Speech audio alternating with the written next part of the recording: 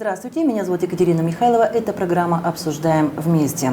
Как будет работать закон о патентах в Гагаузии? Мы обсудим сегодня вместе с гостями нашей студии. У нас в гостях Иван Димитрогло, депутат Народного собрания автономии. Иван, здравствуйте. Здравствуйте. И Степан Кара, исполняющий обязанности председателя муниципального совета Камрата. Степан, добро пожаловать. Добрый день. Добрый день.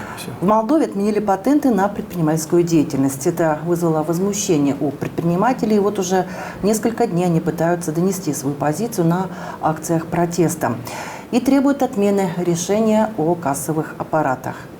О том, что закон разработан и будет принят, было известно давно, однако никаких действий предпринято не было. Сейчас, на ваш взгляд, что может измениться? Иван.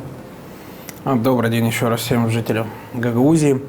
Вопрос о патенте, он, наверное, уже не... это, наверное, не первого года уже вопрос, он уже обсуждается, наверное, несколько лет подряд, в частности, что касается Гагаузии, потому что в Гагаузии чуть специфический закон, что касается патентов. У нас патентообладатели на территории автономии освобождены от обязательной уплаты социального налога о социальном страховании. На остальной территории Республики Молдова, то есть это является обязательной частью. А у нас на территории Гагаузии освобождены, и у нас поэтому всегда были споры между центральными властями, и региональными властями, потому что есть немного несоответствие. Расхождение немного в законе, но мы не должны забывать, что мы сегодня автономно-территориальная единица на территории Республики Молдова, и мы имеем право сегодня принимать определенные законы в наших интересах, потому что мы сегодня понимаем прекрасно, что сложившаяся ситуация, которая сегодня есть на сегодняшний день, экономическая ситуация, не только на территории автономии, но и, в частности, по всей Республике Молдова, мы понимали, что именно такое функционирование закона о патенте даст возможность нашим патентообладателям не закрыться в прошлом году и в этом году тоже. Но центральные власти все-таки настаивают на своем, чтобы убрать вообще такое понятие, как патент, и ввести обязательные кассовые аппараты для всех рыночников. Но я хочу отметить, что немножко Кишиневский рынок и гагаузские рынки, в частности, Камрат, Чедерлунга, Вулканишта, они чуть-чуть по масштабам отличаются от кишиневских рынков, поэтому... И Бельского тоже. Да, и Бельского тоже. Товарооборот на наших рынках намного сегодня меньше, чем во всех остальных, которые мы перечислили. Поэтому мы всегда были того мнения, что именно тот закон, который мы предлагаем на сегодняшний день на территории автономии, он более приемлем для нас, потому что мы благодаря этому закону можем сохранить наши рынки и те рабочие места, которые сегодня есть. Я неоднократно высказывался о том, что государство сегодня должно понимать, прежде чем вводить такие ограничения по патентам или вообще в общем их убирать, надо понимать, что мы не открываем дополнительные рабочие места для этих людей, а ставим их под риск закрытия этих рабочих мест. Поэтому у нас как получится, что мы, если примем эти новые положения, которые нам предлагает сегодня центральная власть, мы потеряем часть патентообладателей на рынке. В основном это мелкие патентообладатели, которые сегодня занимаются какой-то определенной деятельностью, и мы их потеряем, а новых рабочих мест нет, поэтому автоматически наше население будет вынуждено покинуть нашу Гагаузию, и Республику Молдова. Спасибо, Иван. Безусловно, что город Камрат, да и Чедерлунга и Вулканишта – это населенные пункты, в которых сосредоточено наибольшее количество патентообладателей. Ввиду наличия большего количества торговых точек, рынков. Степан, как вам кажется, вот сейчас наверняка больше станет вопросов к вам, как к муниципальному советнику, как председателю муниципального совета, да и, впрочем, как жителю Камрата со стороны патентообладателей? Или они уже увеличились, эти обращения? С введением вот этого новшества. Что касается патентов, правильно было отмечено до этого, что уже давно ведут споры конкретно по патентообладателям, которые функционируют на территории Гагаузии. На мой взгляд, отмена патентов и сейчас всколыхнет волну протестов, волну возмущений со стороны тех людей, которые сегодня занимаются коммерческой деятельностью на основе данного патента. На мой взгляд, этот закон очень негативно отразится на наших жителях, потому что сегодня Молдова, ну, это наша страна не такая богатая, как другие европейские страны, которые их технологии они хотят сегодня внедрить на территории нашей страны. Но большая часть нашего населения, она сегодня проживает в сельской местности. И те люди, которые сегодня работают с патентом, это не какие-то крупные, серьезные бизнесмены, чтобы они могли себе позволить бухгалтера, кассовый аппарат, чтобы обслуживать это предприятие. Мы, в свою очередь, конечно, не останемся в стороне. Я думаю, что и муниципальные советы наших городов, сел совместно с Народным собранием должны будут отреагировать. И хотя бы на территории Гагаузии мы должны оставить патенты на том, в той ситуации, которая они сегодня есть. Потому что это куча семей. Эти люди, если сегодня останутся без патента, ну, 10%, может быть, да, они там переориентируются, откроют себе предприятия и так далее. Но большая часть людей, они просто останутся без работы и вынуждены будут очередной раз покинуть нашу страну, нашу родину. Кроме этого, у меня такое ощущение складывается, что сегодня все делается для того, чтобы как раз-таки вот этих вот мелких, со стороны тех, кто продвигает запрет патентов, мне кажется, это делается все для того, чтобы сегодня приглушить все мелкие вот эти торговые точки, для того, чтобы дать дорогу, возможность для таких супермаркетов, гипермаркетов, которые сегодня мы видим, что поглощает город за городом. Мы можем проанализировать 10 лет назад, сколько у нас было маленьких точек там, по продаже различных товаров и сколько у нас сегодня. С каждым годом это количество уменьшается за счет того, что к нам в автономию, к нам в города приходят большие крупные холдинги, которые сегодня поглощают наших мелких торговцев. Несмотря на эти все факторы им тяжело, а если еще и отменят патент, то это будет для них, я считаю, что катастрофой. А как это отражается на бюджете города? На бюджете города, что вы имеете в виду, если отменят патенты или… Я имею в виду, что наличие крупных торговых предприятий. Любое крупное предприятие, когда появляется в городе, это для нас плюс, потому что подоходный налог сегодня идет в бюджет нашей примарии. Но также и эти жители оплачивают, тоже налог оплачивают от патентов, поэтому, и опять же, мы здесь считаю, что мы не должны ставить в приоритете создание условий, кто больше внесет в казну денег, потому что там сумма незначительная для нашего города. Поэтому мы должны в первую очередь поддержать наших жителей, наших горожан. Если эти люди отсюда уедут, тогда смысл нам вообще здесь что-либо делать. Итак, с 1 июля текущего года деятельность на основе патента вне закона. Это что касается закона Молдовы. Но в Гагаузии, да, есть свой закон о патентах, который не раз отменялся. Мы с вами, Иван, говорили об этом. И сегодня закон находится в судебных инстанциях, закон об индивидуальном предпринимательском патенте. 1 июля уже наступило. Как будут теперь работать гагаузские экономические агенты, права, кстати, которых вы отставили на заседаниях НСБ?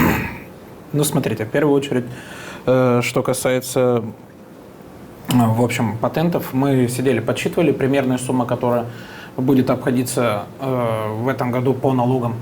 То, что мы хотели включить, не мы хотели, большинство Народного собрания хотело включить для того, чтобы якобы сохранить такое понятие, как патент, это составляло порядка 22 тысяч лей в год. То есть каждый патентообладатель должен был заплатить в казну страны, ну и налогами, то есть наш региональный бюджет. Поэтому мы еще тогда объясняли, что та структура, которая предлагается на сегодняшний день, она вообще не будет актуальна. То есть в прошлом году был катастрофический кризис, энергетический, экономический был.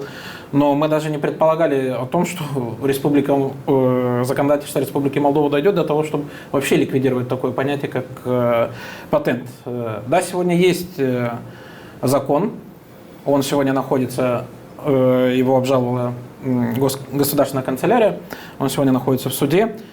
В начале этого года мы принимали определенные поправки. Наша фракция социалистов была авторами этих поправок о том, чтобы дать возможность не оплачивать этот обязательный налог до конца этого года. И по сегодняшний день эти люди работали по этим поправкам, потому что у нас получилась такая ситуация, что на 1 число не было никакой ясности, и люди стояли на весах. То есть могла прийти налоговая, оштрафовать их за то, что они не приобретают эти обязательные полиса медицинского страхования и не оплачивают этот налог. Но мы сумели эти моменты все урегулировать. То есть спасибо коллегам, они большинством голосов проголосовали за этот вопрос, и нам удалось, то есть, выиграть определенное время. Я думаю, что нынешняя ситуация, которая сложилось. И господин Алайбан был 2 дня назад здесь у нас в Гагаузии, то есть заявил о том, что в Гагаузии вообще нет собственных законов. Соответственно, уже по его этому высказыванию видно о том, что не дадут они нам возможность сегодня продвигать этот закон на территории автономии. Но не дадут и отстаивать — это 2 большие разницы. Все будет зависеть от депутатского корпуса, насколько они будут отстаивать этот законопроект, насколько мы будем юридически обосновывать его функционирование на территории автономии, потому что мы должны понимать, если мы будем предлагать нашим патентообладателям тот закон, который мы приняли, и будем его отстаивать, мы должны понимать, что мы за них берем ответственность, потому что Республика Молдова может пойти и другим путем. Наплевать на гагаузский закон, пустить туда налоговиков и просто в грубой форме оштрафовать всех, кто продолжает осуществлять эту деятельность. Эти моменты мы тоже не должны упускать и понимать, что мы будем нести за это ответственность. Другой вариант был, также мы предлагали отсрочить до конца года, и со следующего года обязать, не то что обязать, чтобы наши патентообладатели тоже начали в обязательном порядке уплачивать этот налог о социальном страховании, с условием того, что мы будем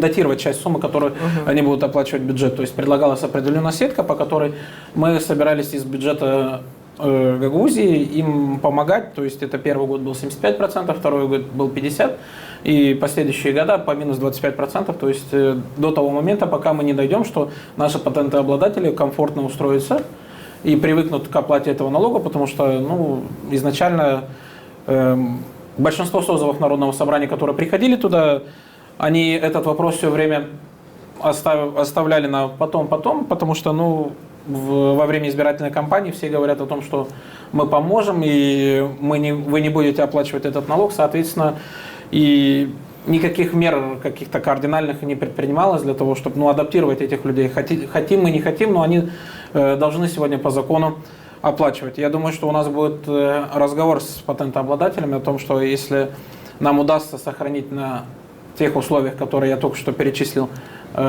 само существование патента, то мы, наверное, в этой форме и, скорее всего, будем предлагать всем принять этот законопроект, но с условием того, что мы будем финансово помогать, потому что мы должны понимать, что не только мы потеряем рабочие места, но и местные бюджеты сегодня потеряют определенную прибыль, которая приходит в эти примарии. И так денег практически не выделяет, так еще мы и теряем с одной стороны. Безусловно, что именно местные органы власти являются таким наиближайшим звеном, который предрасположен к людям. Я имею в виду сейчас муниципальный совет и экономические агенты в Камрате. Степан, ранее вас спросила, как часто к вам обращаются жители с подобными проблемами. Сейчас Иван их озвучил. В самом деле, как теперь возможно ваше взаимодействие дальше? Вас, муниципальных советников и экономических агентов. Что вы им обещаете и направляете ли вы дальше в Народное собрание Гагаузии, где принимались конкретные законы по их защите, по защите прав патентообладателей? Примари в Гагаузии в большей степени не выполняют просто как они исполнители. Да. Они сегодня не могут принимать законы, либо что-нибудь обещать людям касаемо патентов и так далее. Максимум, что в этой ситуации мы можем сделать, это совместно с муниципальным советом, совместно с Народным собранием обратиться в Министерство экономики, обратиться в исполнительный комитет, Народному собранию для того, чтобы какими-то рычагами, какими-то методами, какими-то инструментами мы все-таки смогли отстоять, потому что у нас, говорю, есть наше уложение Гагаузии, которое сегодня позволяет нам в определенных моментах делать так, как сегодня удобнее для жителей Гагаузии. В принципе, у нас есть на это рычаги, просто это уже здесь зависит от сплоченности всех сторон, всех политиков, всех наших общественных деятелей. В муниципальном совете возможно такое сплочение? Я думаю, что в этом вопросе все муниципальные советники станут рядом и будут стараться на защиту прав всяческими методами помочь нашим горожанам, потому что это наши люди. Иван, вы как считаете, в Народном собрании такая позиция будет? Вы, наверное, единение и сплоченность. Видели позапрошлый год, когда мы принимали этот закон о патенте, о сплоченности там и речи быть не может. Я не буду скрывать, что часть депутатов жаждет просто, чтобы принять в той форме, которую они предлагали изначально, о том, чтобы обязать этих людей выплачивать. Ну, у каждого там свое мнение есть. То есть некоторые считают, что патентообладатели чересчур много зарабатывают, и они обязаны оплачивать, как требует сегодня закон. Просто они забывают один момент, что да, есть определенный процент патентообладателей, которые недобросовестно относятся к такой форме, как патент. То есть, ну, используют ее, занимается бизнесом, то есть определенные доходы скрывают, но это всего лишь 1, 2, 3%.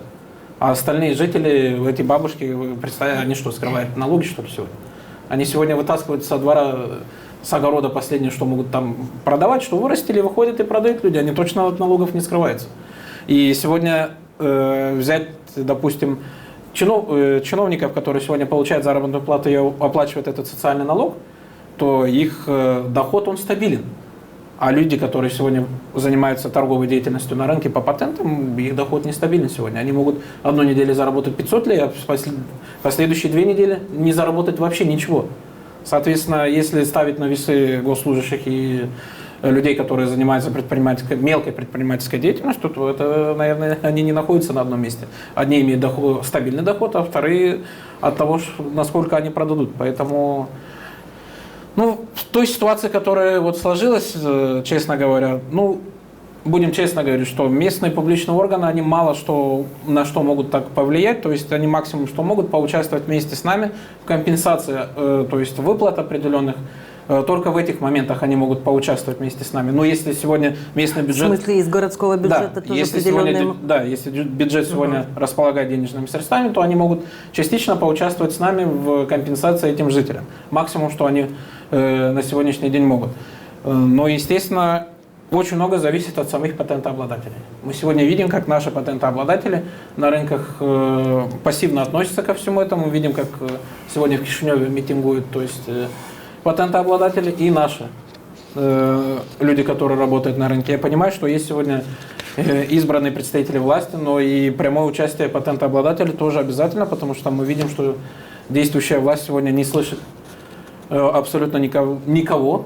И только если объединиться общими силами, вот Степан правильно сказал, и муниципальный совет, и примар, и депутаты, и местные жители, если мы все вместе соберемся и будем отстаивать их права, то в этом случае мы имеем определенные шансы для того, чтобы хотя бы сохранить этот законопроект. В каком виде мы уже посмотрим, будем обсуждать вместе с ними, я думаю, на публичных слушаниях, опять же.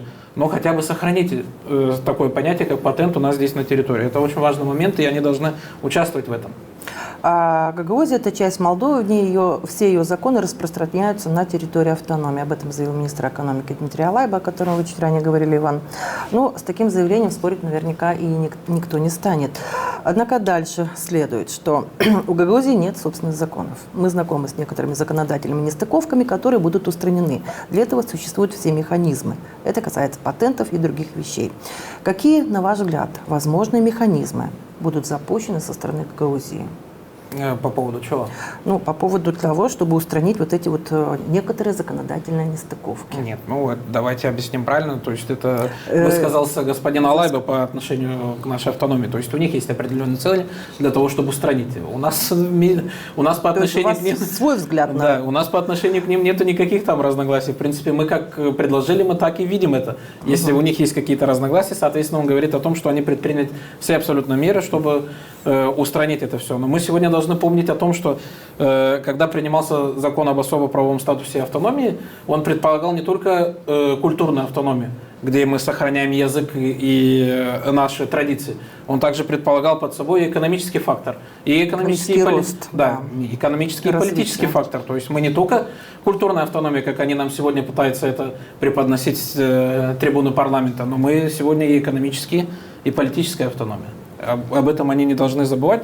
Они забыли об этом, потому что они отняли у нас налоговую и, соответственно, отняли часть у нас возможностей по распределению налогов, и в том числе и по вот работе таких моментов, как патент.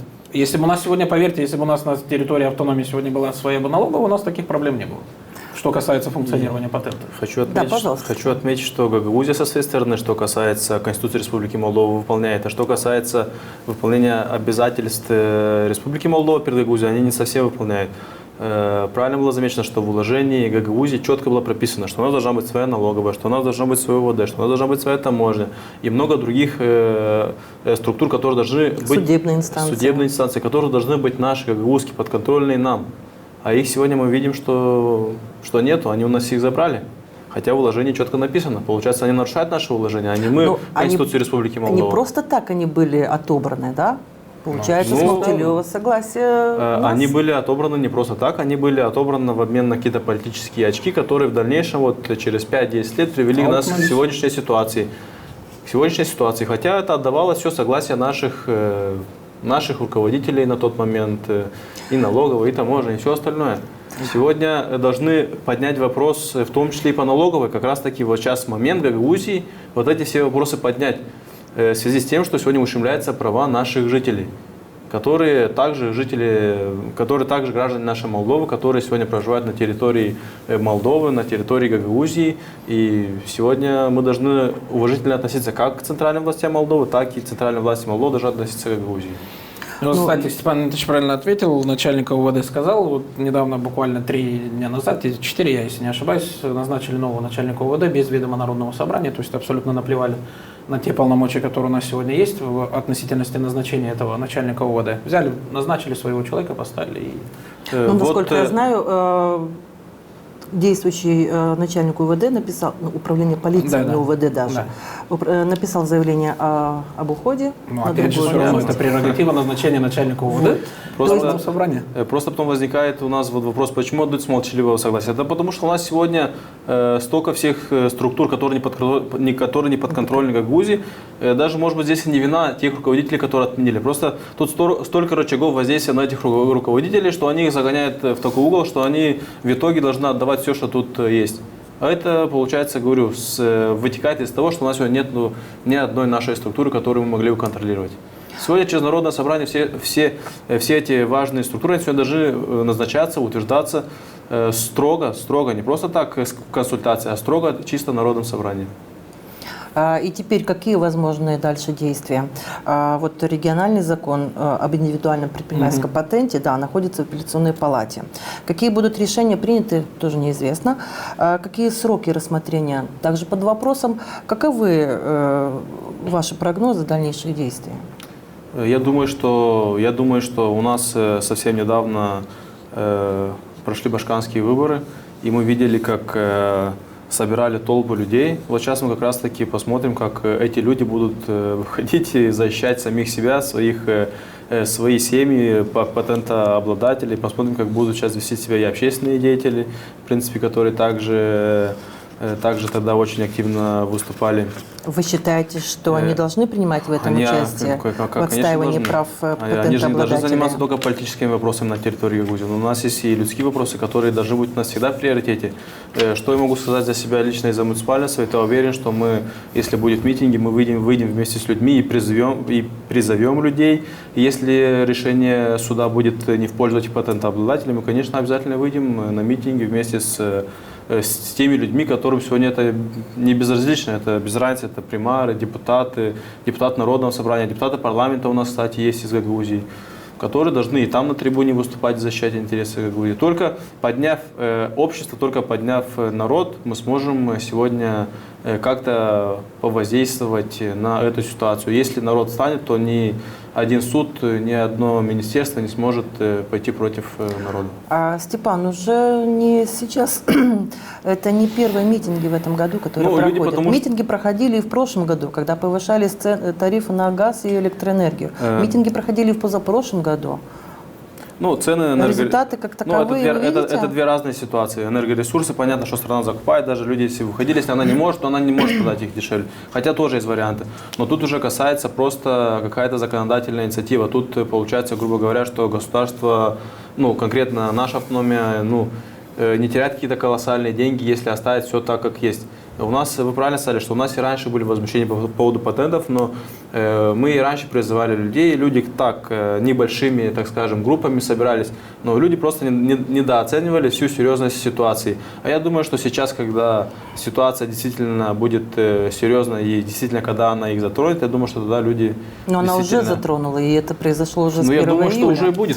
Думаю, Иван, скоро. у вас есть свой прогноз на сей счет? Я абсолютно согласен с Степаном Дмитриевичем по поводу того, что есть новоизбранный Башкан.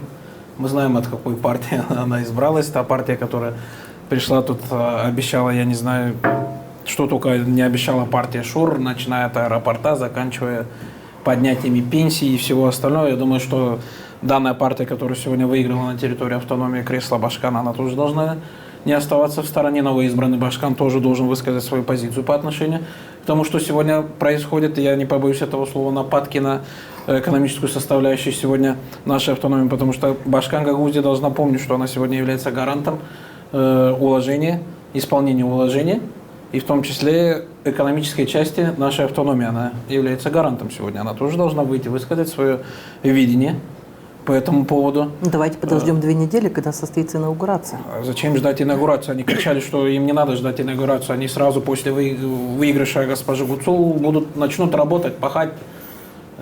Что-то не вижу, чтобы самолеты летали. У нас здесь пока Гагаузии. Ну, это суть не в этом.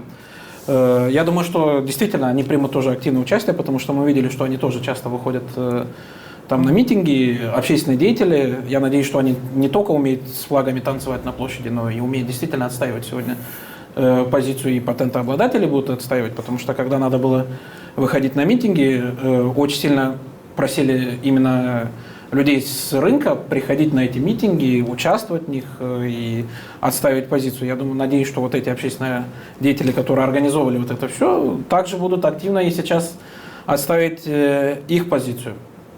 Естественно, мы в Народном собрании не оставим это без внимания. У нас есть уже, мы, как в прошлом году, фракция социалистов активно участвовали в этом вопросе. И в этом году у нас тоже есть свое понимание, как выйти из этого и найти решение из этого вопроса. Единственное, нам понадобится задействовать, скорее всего, межпарламентскую комиссию, которая сегодня держит контакт с центральными властями, с представителями парламента. То есть вы возлагаете надежду на работу этой комиссии? Естественно. Ну и послушайте, если мы сегодня захотим, то мы сегодня можем сделать даже невозможное, как говорят. Мы можем и договориться, мы можем сесть и обговорить. Я понимаю, что центральная власть больно будет в каких-то вопросах, но, опять же, мы должны сесть с ними, поговорить. У нас есть свои видения, мы согласны на определенные условия.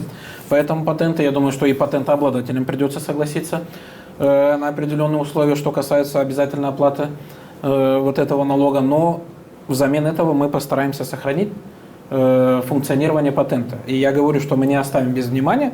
В прошлом году также нами было предложено вот эта сетка по компенсации за то, что они будут оплачивать в течение 4 лет или 5, если я не ошибаюсь, и врать не буду, то есть проверю, посмотрю, проверю, но где-то в течение 5 лет мы обещали, то есть с бюджета автономии, то есть компенсировать им по убывающей лестнице для того, чтобы они могли спокойно адаптироваться сегодня в работу этого патента. Но обязательно это не нужно оставлять без внимания, и уже сегодня в пятницу я уверен, что патентообладатели должны быть у стен Народного собрания, когда будет проходить заседание Народного собрания. Вы имеете в виду предстоящую пятницу? Да, предстоящую пятницу, естественно, потому что тянуть никуда, а вы знаете, что если депутатов наших сегодняшних не подтолкнуть, они не шевельнутся.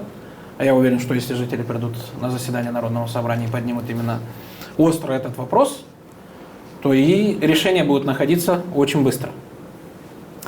Патентообладатели – это те люди, которые сами действительно обустроили свои рабочие места и сами обеспечивают свои семьи. Однако решено запретить патенты, увеличить налоги и штрафные санкции. Ну, а штраф, безусловно, это есть деньги, как и, собственно говоря, налоги. Куда пойдут эти деньги? Центральный бюджет, конечно. За штрафы? За штрафы, за налоги и налоги, безусловно, также. Ну, штрафы, конечно пойдут в первую очередь в центральный бюджет. Они не придут в бюджет города или населенного пункта. Да, города или населенного пункта. Другого. Ну, мы же объяснили, что у нас нет своей Я думаю, тут будет аналогичная ситуация должна быть, как когда запретили у нас георгиевскую ленту, тоже люди просто многие просто игнорировали это, многие судились, и в итоге многие мы видим, что Получается, выиграли что это еще один шаг к тому, чтобы людей столкнуть лбами. Так получается. Я имею в виду да, и так власти на местном уровне, и рядовых граждан. У меня такое ощущение, говорю, что создаются все условия максимально для того, чтобы жители нашей автономии, других регионов страны просто-напросто покидали данную территорию. По-другому я не могу найти объяснение. По-другому я не могу найти объяснение.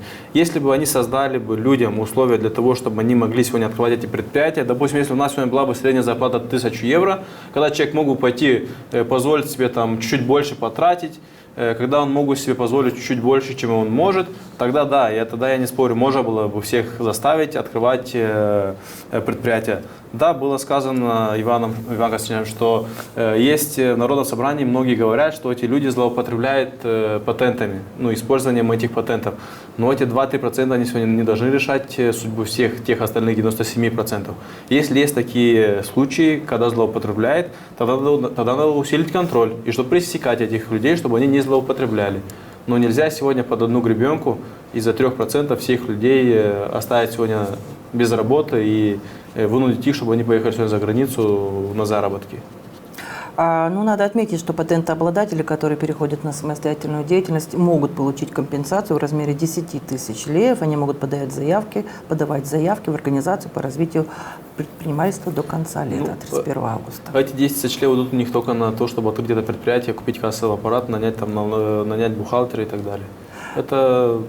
Смотрите, мы должны еще раз помнить о том, что у нас нету созданных условий для того, чтобы люди содержали эти кассовые аппараты. Где он на улице, дождь, снег будет, куда он поставит этот кассовый? В карман засунет его, что ли? Мы должны об этих вещах тоже думать. Я бы посоветовал господину Алаеве, конечно, я с уважением отношусь ко всем людям, но я бы ему посоветовал, прежде чем сувать свой нос в эти патенты, он бы сначала разобрался с тем, что происходит у нас сегодня с сельским хозяйством и зерном. Что сегодня люди убирают на полях урожай и вынуждены сегодня по 2 лея его продавать. Даже не зарабатывая на этом ничего. Просто даже в ноль не выходят, в минус выходят. Об этом надо думать. Вот как все остальные европейские страны сегодня приняли запрет для того, чтобы не покупать зерно с Украины. То же самое у нас здесь на территории должны сделать, потому что если в этом году сельхозники засадили и более-менее урожай взяли, то прибыли они никакой не получают сегодня. Потому что они еле-еле выходят в ноль. Из-за того, что цена на рынке у нас сегодня в Республике Молдова катастрофически низкая. Сегодня овес 2 лея берут с поля. Это что, заработок, что ли? Вы пойдите спросите этого сельхозлидера. Он комбайн нанял, он транспорт нанял, перевозки, все остальное. Держать это все, он вообще даже не зарабатывает ни с чего. Об этом надо думать, потому что у нас сегодня аграрная страна.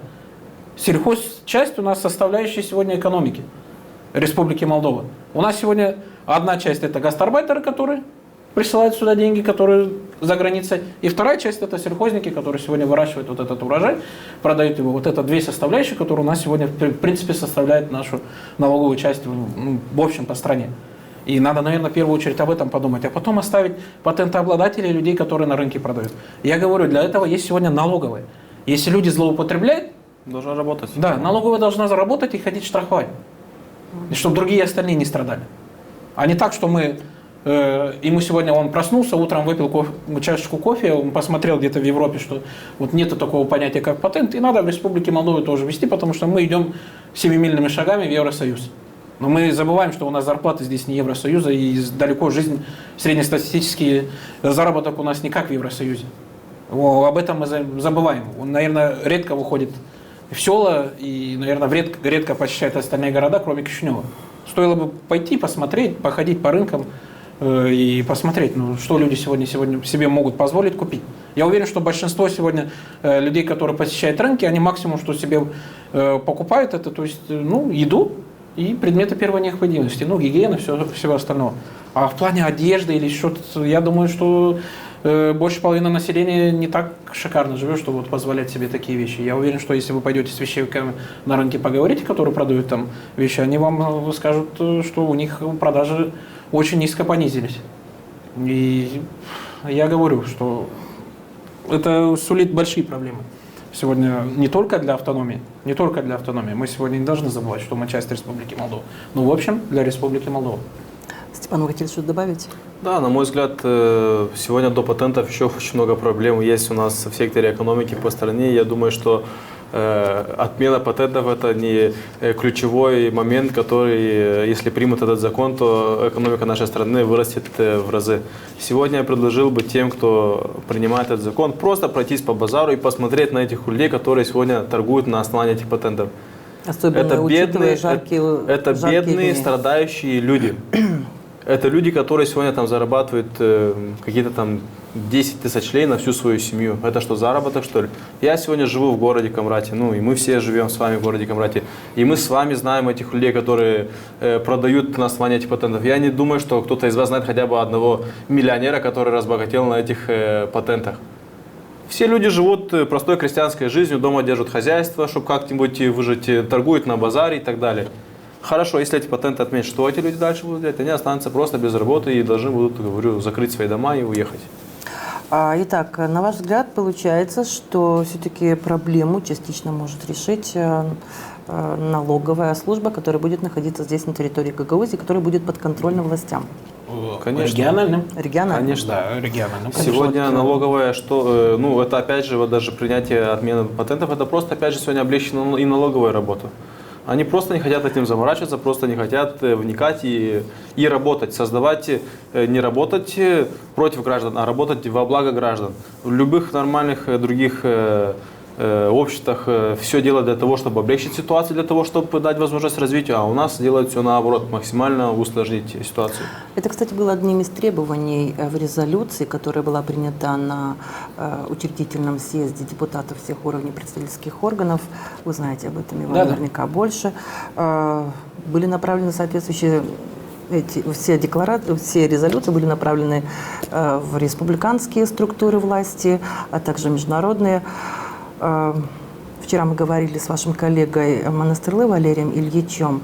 Ответов пока оттуда никаких нет. Вы как считаете, даже если будет ответ, каким он будет? Как вы хотите получить от них ответ, если, насколько мы знаем, Константинов даже не направил резолюцию с этого съезда? То есть не направлено?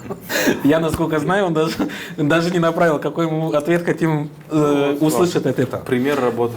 Ну, послушайте меня. Мы сегодня знаем... Ну, давайте, это ваша субъективная точка зрения. Я предполагаю, хорошо, я предполагаю, что наша региональная власть в лице председателя Народного собрания, то есть, сделали это заседание. Я говорил и на других телепередачах, что это было заказное заседание, на котором нужно было кое-что показать центральным властям. Они вышли, это показали, и все, на этом все закончилось. Но можете быть уверенным, что на заседании этого Народного собрания есть вопрос об отчете председателя Народного собрания, о самом съезде, документы. Поверьте, это все можно отследить. Сегодня, если они отправили документы, которые были приняты, и резолюции, все остальное центральным властям, там есть исходящие, входящие номера, то есть это все легко отслеживается. Если действительно это было, он отправил, то да, скажем, что работа исполнена более-менее положительно. А если нет, то тогда все увидят, что нет.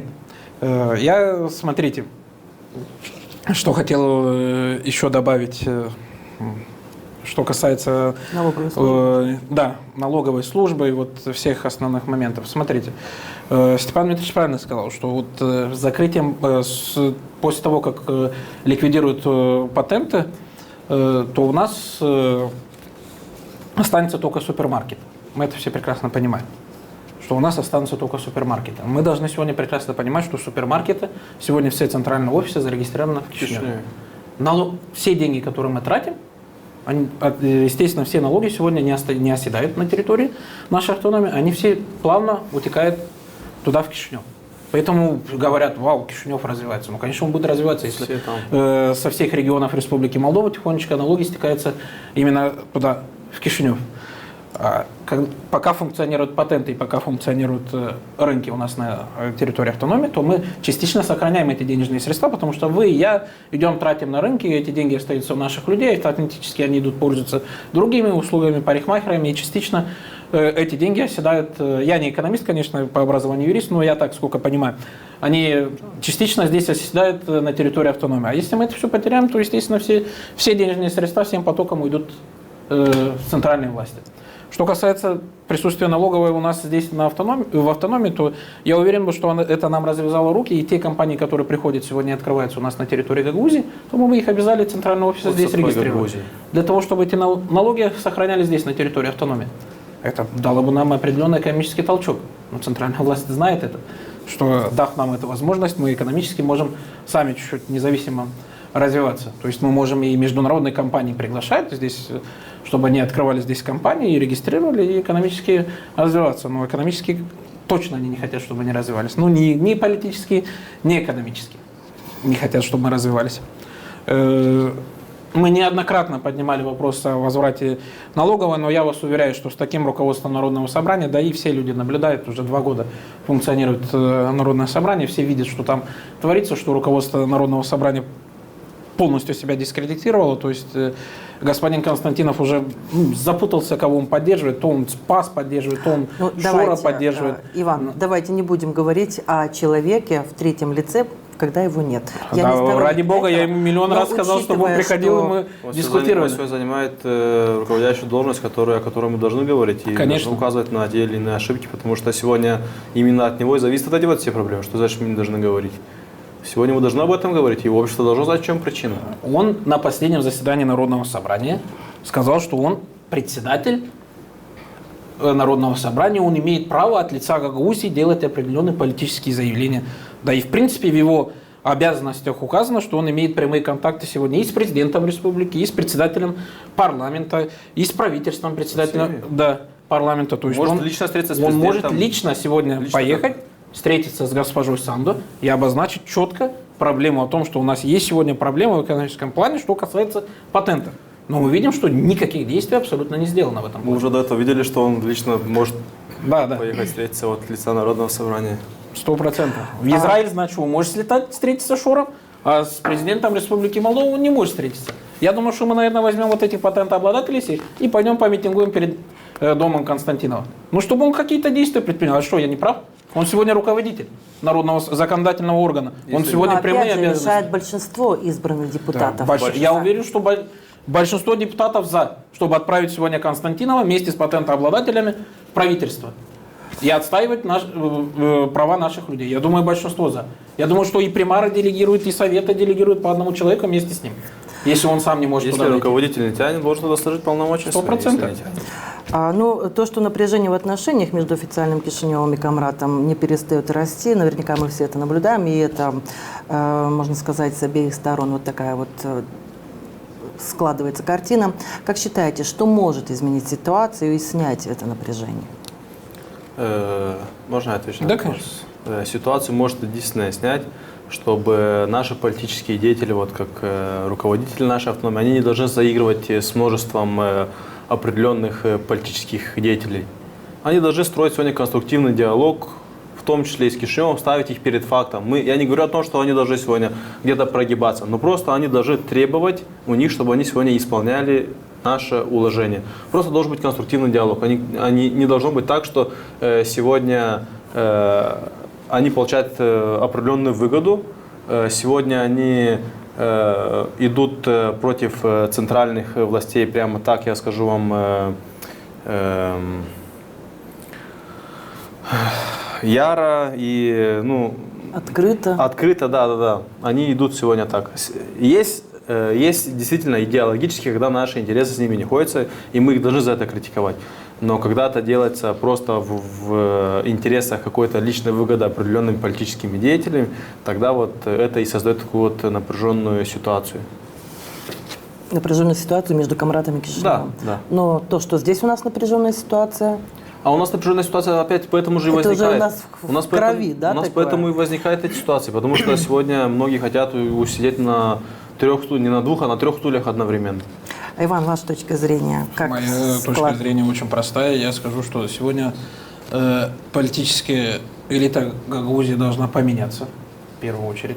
Уже все. Должны вот такие молодые ребята уже потихонечку заниматься политической деятельностью, потому что, давайте будем откровенно говорить, что сегодня на стороне молодости, во-первых, прогресс, во-первых, новые идеи, новые видения. Есть специалисты в экономическом плане, есть специалисты в юридическом плане. Мы видим, что сегодня большинство депутатов, которые переизбрались на эти должности, да, там есть профессионалы, там есть люди, которые находятся действительно на своем месте, которые понимают, чем занимаются, но есть часть людей, которые уже изжили себя, то есть нет никаких ни предложений, ни в экономическом плане, ни в юридическом плане, то есть нету уже этого. Есть определенные бизнес-интересы, есть определенные вопросы, которые сегодня нужно решить. Вы видите, не секрет для всей автономии, вы видите заседание Народного собрания. Мы на сегодня находимся там в оппозиции, и мы не раз на эти вещи указываем. Даже на последнем заседании Народного собрания. Лицо председателя Народного собрания было сказано, что сегодня господин Константинов в открытую использует своего товарища Михаила Влаха в определенных целях, на определенных митингах и всего остального. Он этого момента не отрицал. Это есть сегодня это на уже записи. Другая тема. Это есть на записи заседания Народного собрания. Это видели все, слышали, да. Этот момент это другая есть. тема. Он этого не отрицал. Нет, это корень проблемы. Вот это корень проблемы. Что если человеку нужно какой-то личностный вопрос решить свой, он использует определенных людей, он использует в том числе наше общество. Мы видели многочисленное количество митингов. Выходили, танцевали с флагами, кричали. Есть какой-то эффект? Вот скажите мне сегодня, есть какой-то результат, какой-то эффект? Этот вопрос я задавала Степану, что проведение митингов, которые были в прошлом году, позапрошлом году, ни к чему не привели. Не проблема, вы понимаете, не проблема митинга, проблема в тех людях, которые их проводят. То есть вы считаете, что проблема в организаторах? Даже не в людях, а в целях этих организаторов. Да, вот в целях, правильно вы сказали. У этих организаторов нет цели решить проблему. У этих организаторов есть цель, какие-то личные привилегии для себя. Так если у нас есть здесь внутри проблемы, как же мы можем это напряжение между Кишиневым и Камрадом Вот вы мне объясните. Человек собирает митинг, идет по рынку, собирает подписи для того, чтобы обратиться сегодня в Российскую Федерацию, чтобы нам дали газ дешевый. Вот собрали куча листов. Где они? Куда? Кому направили? Что сделали? Наверное, если ты сегодня представляешь себя как общественный деятель, как человек, который сегодня борется за автономию, за права людей, наверное, ты должен хотя бы какую-то ответственность нести, где-то что-то отчитываться, что-то говорить. Собрали кучу подписей, взбудоражили людей, люди ходят на рынке, все, мы отправляем Путину представители письмо. вашей фракции также собирались в Москву для подписания заключения относительно поставок газа непосредственно в Гагаузию. И вопрос также остался открытым. Вопрос остался открытым, потому что была смена власти. Соответственно, с нами при такой власти с нами там никто не будет работать, никто не будет разговаривать. Вы имеете в виду в Кишиневе власти? Конечно. А где? Кто сегодня уполномочен заключать контракт? Скажите мне. Региональный? Если мы сегодня были Тем не менее, инициатива была отсюда? Естественно. Но если мы были уполномочены заключение контракта, то мы бы сразу заключили этот контракт. Они кричали бы, что мы Гагауз, Трансгаз будем создавать. То мы бы заключали этот контракт. А мы сегодня не уполномочены, и сегодня центральные власти для этого. Все заключается, у нас должен быть сильный профессиональный руководитель, в первую очередь на территории Гагаузии, это и председатель Народного собрания, и Башкан Гагаузии. Все начинается, если здесь будет, как и в каждом доме, если есть в доме хозяин, если в доме есть глава семьи, там рачительный хозяин. Да, там всегда будет порядок, там всегда будет культура, там всегда будет все на своем месте. А у нас мы сегодня видим, что, говорю, перед выборами сделают сброс определенный информационный сброс, чем балмутят людей, собирают там различные подписи. Кроме этого еще финансово это подкрепляют, медийно подкрепляют. И в итоге у нас получается та ситуация, которая сегодня есть, и разобщает наше общество. Когда у нас будет четкий руководитель, когда у нас будет четкий глава, тогда у нас все проблемы. Сейчас, подождите, сейчас впереди местные выборы, наверное, пообещать, что мы скоро и в космос полетим. Так что все нормально, ждем до осени. Просто здесь мы должны призвать наших горожан, наших жителей Гагаузии, чтобы они были более внимательны, чтобы они более анализировали ситуацию, чтобы они более ответственно подходили к выборам, без разницы, это советники, примары, депутаты, парламентские, башканы. Больше выборов в Гагаузии, наверное, ни в одной стране мира нету. Не то, что... Да, в принципе, на территории Молдовы. Да. Но смотрите, в первую очередь мы должны наших граждан призвать, потому что вот именно их активные действия, в отношении отстаивания своих прав, вот это является сегодня основой. Да, мы видим, что сегодня местами где-то власть лавирует, все остальное. Но если сегодня люди будут активны и активно защищать свои... Я вот и патентообладателям. Если они сегодня будут активно это все защищать, будут двигателем всего этого, поверьте, они будут вместе с собой, и будет и председатель Народного собрания ходить к президенту, все будут все делать, понимаешь? Но наши люди немножко пассивны. Наши люди сегодня любят посидеть, телевизор посмотреть, там пообещали там газ по 12 лет, там пенсии 2 раза повысить, там все остальное. Ну, вы знаете, я бы не согласилась с вами, Иван, лишь потому, что люди не столь пассивны, сколь потеряли веру в то, что есть потеряли веру к власти. возможность у властей Ну, естественно, помочь. этой веры не будет, если чуть-чуть не подергать эту власть, понимаете? Почему мы сегодня можем сесть и предложить я не буду бояться этого слова, но наша фракция сегодня является лидером по количеству предложенных законопроектов сегодня в Народном собрании. Почему мы можем без заработных плат, без автомобилей, без представителей во власти, мы можем работать, писать законопроекты, предлагать Народному собранию? А люди, которые сегодня получают там заработную плату, получают автомобили и все остальное, они не могут. А что мы не... Пускай дергаем все вместе. Они должны, обязаны сегодня это делать. Ну, если вам это возможно, и если у вас есть полномочия, безусловно, дергайте, как вы сказали. Но прежде всего это люди должны ощущать на себе поддержку, помощь со стороны властей. Как она проявляется, безусловно, остается таким открытым также вопросом. Я благодарю вас, что сегодня приняли приглашение, и всегда одна проблема вытекает из другой, и причем эта проблема еще масштабнее, еще глобальнее. Наша программа подошла к концу. Сегодня гостями программы стали Иван Димитрогlu, депутат Народного собрания Гагаузии, и Степан Кара, исполняющий обязанности председателя муниципального совета Камрат. Я вас искренне благодарю. Желаю вам всего самого доброго. Всего хорошего. Спасибо.